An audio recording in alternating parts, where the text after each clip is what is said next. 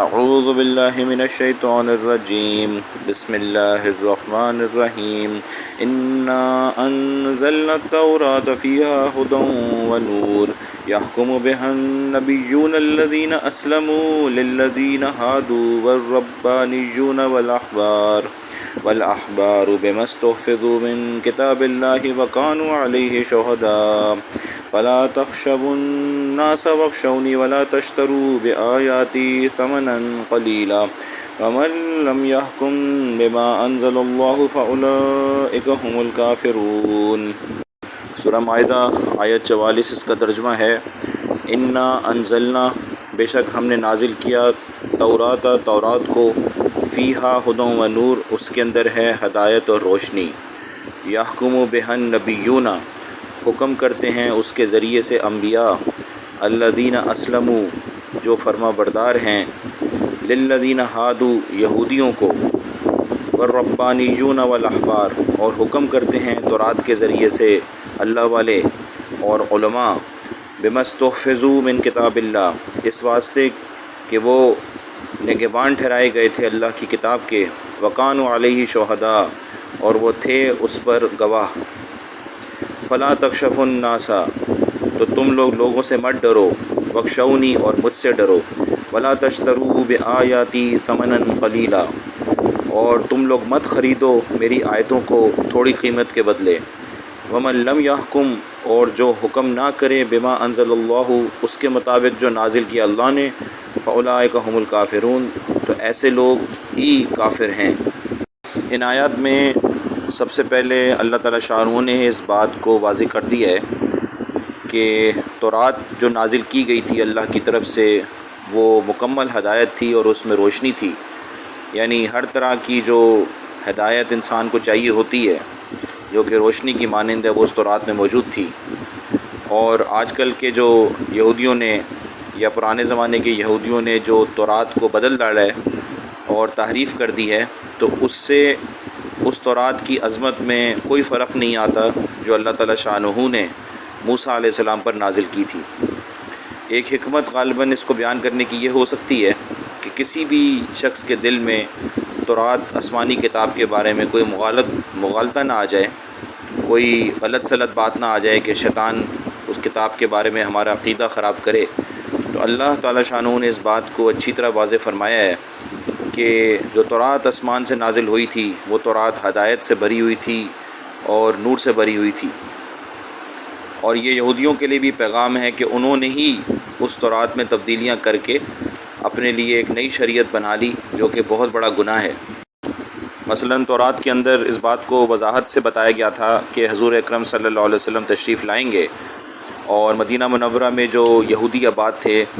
وہ آپ صلی اللہ علیہ وسلم کے انتظار میں ہی وہاں پر جو ہے ہجرت کر آئے تھے، اور جب آپ صلی اللہ علیہ وسلم ہجرت فرما کر مدینہ تشریف لائے تو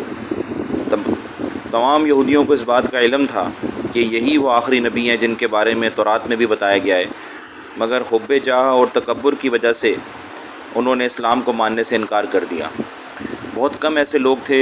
جنہوں نے مانا، جیسے کہ عبداللہ بن سلام رضی اللہ تعالیٰ عنہ، کعب احبار رضی اللہ تعالیٰ عنہ،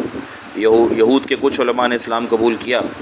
لیکن اکثروں نے جو ہے اس بات سے انکار کر دیا، کیونکہ حب جاہ نے اور مال کی محبت نے، اور اس ڈر سے کہ کہیں ہماری چودراہٹ جو ہے وہ ختم نہ ہو جائے، تو انہوں نے جو ہے آپ صلی اللہ علیہ وسلم کو ماننے سے انکار کر دیا۔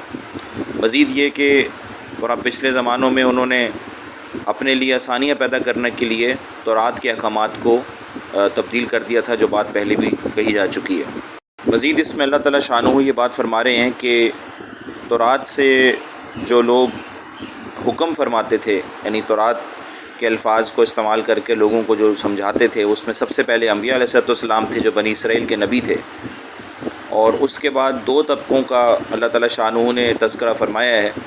جن کو ہم کہہ سکتے ہیں کہ نبی کے جو نائب ہوتے ہیں دین کو پہنچانے کے لیے، وہ یہاں پر اللہ تعالیٰ شانہ نے دو طبقات کا تذکرہ فرمایا ہے۔ ایک ہے ربانیون، یعنی اس کی ترجمے میں کہتے ہیں اللہ والے۔ اللہ والے لوگ وہ لوگ ہوتے ہیں جو اللہ تعالیٰ کی عبادت میں اور خاص طور پہ ذکر میں اور دعا میں بہت زیادہ منہمک ہوتے ہیں، اور اللہ تعالیٰ کا خوف ان کے دلوں پر غالب ہوتا ہے، اور آخرت کا خوف ان کے دلوں پر غالب ہوتا ہے،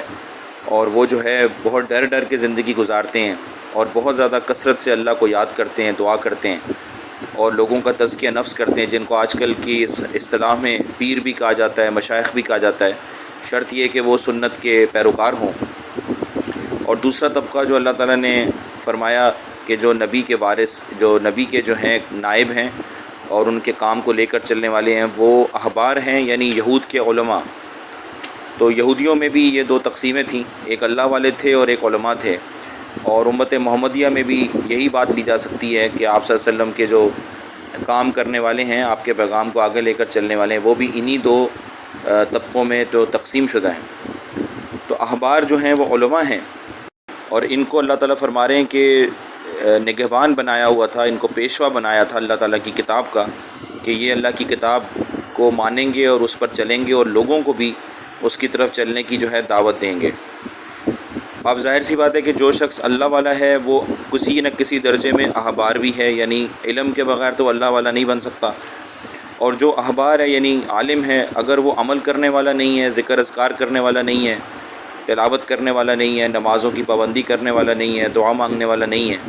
تزکیہ نفس کرنے والا نہیں ہے، تو وہ عالم بھی نہیں کہلا سکتا۔ تو اگرچہ ان دونوں طبقات کو الگ الگ بیان کیا گیا ہے، لیکن یہ بات سمجھنے کی ہے کہ دونوں کو ایک دوسرے کی ضرورت ہے،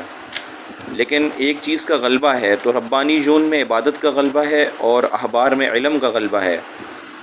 تو لیکن دونوں جو ہیں اپنے اپنے کاموں میں لگے رہیں گے اور اپنے نبی علیہ السلام کے پیغام کو آگے پہنچائیں گے۔ اللہ فرما رہے ہیں کہ ہم نے ان کو نگہبان کر دیا تھا،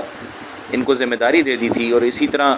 ہم دیکھتے ہیں کہ امت محمدیہ کے لیے بھی اللہ تعالیٰ شانہ نے جو ہے وہ مختلف طبقات بنا دیے ہیں اور مختلف کام دین کے جاری کیے ہیں، اور ان کو اس امت کی ذمہ داری ٹھہرا دیا ہے۔ مثلاً قرآن مجید کی آیت ہے کنتم خیر امت اخرجت للناس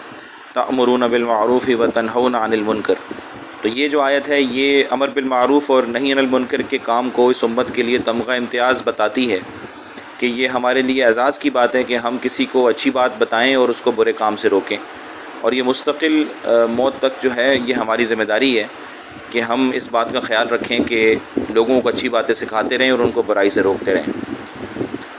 اب مزید اللہ تعالیٰ فرماتے ہیں وَقَانُوا عَلَيْهِ شُهَدَاءَ، کہ یہ جو ربانیون تھے اور احبار تھے، یہ جو ہیں یعنی کہ اس بات کے بھی گواہ تھے کہ وہ یعنی تورات کی خبر گیری کرتے رہیں گے، اس کو جو ہے سیکھ کے بتلاتے رہیں گے، لوگوں کو سکھاتے رہیں گے۔ تو مزید اللہ تعالیٰ یہود کو یہ فرما رہے ہیں کہ فلا تخشوا الناس، کہ تم لوگوں نے لوگوں کے ڈر سے اور اپنے بڑوں کے ڈر سے، امیر لوگوں کے ڈر سے، بڑے بڑے جو ہے تم لوگوں کے بادشاہوں کے ڈر سے تم لوگوں نے تورات میں تحریف کر دی، تو اللہ تعالیٰ ان کو پیغام دے رہے ہیں کہ لوگوں سے نہیں ڈرو، فلا تخشوا الناس واخشونی، بلکہ میرے سے ڈرا کرو۔ اگر میرے سے ڈرو گے تو سارے مسئلے حل ہو جائیں گے، لوگوں سے ڈرو گے تو تمہارا کام دنیا اور آخرت میں خراب ہو جائے گا، جو کہ بے شک ان کا کام خراب ہو چکا ہے۔ پھر اللہ فرما رہے ہیں ولا تشتروا بآیاتی ثمنا قلیلا، کہ میری جو آیتیں ہیں ان کو نہ خریدو تھوڑے قیمت کے بدلے میں۔ اور یہ اس لیے فرمایا کیونکہ یہود جو تھے وہ قیمت لے کر جو ہے وہ تورات میں تحریف کر دیا کرتے تھے، جو کہ ہر عقل مند آدمی یہی کہے گا کہ بہت بڑا گناہ ہے کہ اللہ کے الفاظ کو، اللہ تعالیٰ کی حکمت اور دانائی کے الفاظ کو، اللہ کے علم والے الفاظ کو جو ہے بدل کر اپنی اس میں تحریف کر دینا پیسوں کے لیے، یہ بہت بڑا گناہ ہے۔ تو پھر اس کے بعد اسی بات کو اللہ نے واضح کر دیا کہ اگر تم ومن لم یحکم بما انزل اللہ، جس نے بھی اس طرح سے حکم نہ کیا، یعنی جس کے مطابق اس کے مطابق جو اللہ نے نازل کیا ہے، یعنی تورات کے مطابق، فاولئک هم الکافرون، تو بے شک جو ہے وہ کفار میں سے ہے۔ تو یہ جو پیغام ہے یہ اس امت کے لوگوں کو بھی ہے کہ اگر قرآن مجید کو کسی نے صحیح طرح سمجھ کر علماء سے، محقق علماء سے اور علم والے لوگوں سے اور مفتی حضرات سے، اگر اس نے ان سے صحیح طرح قرآن سمجھ کر جو ہے وہ اس پر عمل نہ کیا یا آگے نہ پھیلایا، بلکہ اس نے اپنی ہی بیچ میں مطلب نکالنا شروع کر دیے، تو یہ گمراہی کا راستہ ہوگا، کیونکہ قرآن مجید الفاظ اور معنی دونوں کا مجموعہ ہے، اور اس کے معنی نکالنے کے لیے آپ کو کم و بیش 15 سے 20 علوم کی ضرورت ہے جس کے ذریعے سے آپ قرآن مجید سے احکامات نکال سکتے ہو۔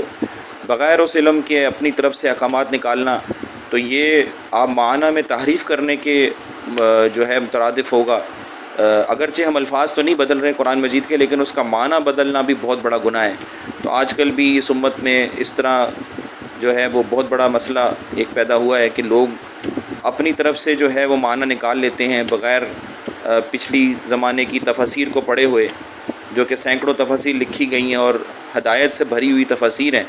ان کو چھوڑ کر اپنا دماغ لگانا یہ گمراہی کا راستہ ہو سکتا ہے۔ اللہ تعالی ہماری حفاظت فرمائے۔